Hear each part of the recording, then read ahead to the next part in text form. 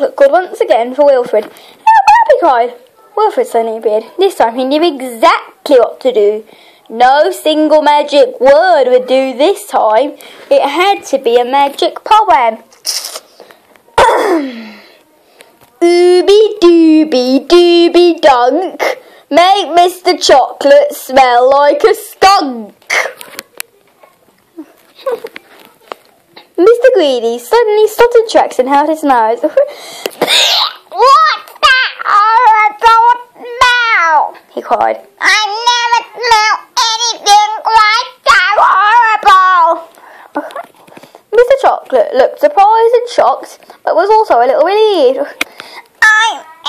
I'll be up now, Mr. Chocolate, he spluttered as he turned and ran away.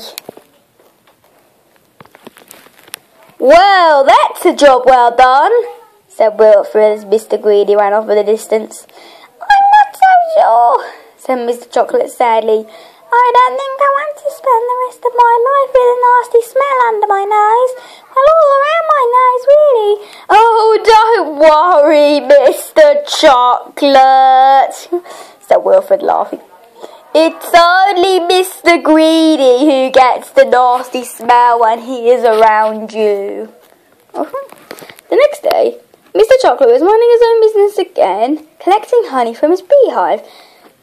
Hello, Mr. Chocolate, said a voice hungrily. It's from Miss Plum. Ooh, ooh, thought Mr. Chocolate.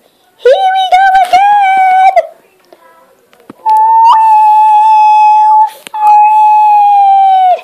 Bum bum ba-dum ba-dum ba-dum bum bum ba ba ba ba ba ba ba ba ba ba ba. Ba ba ba ba ba ba.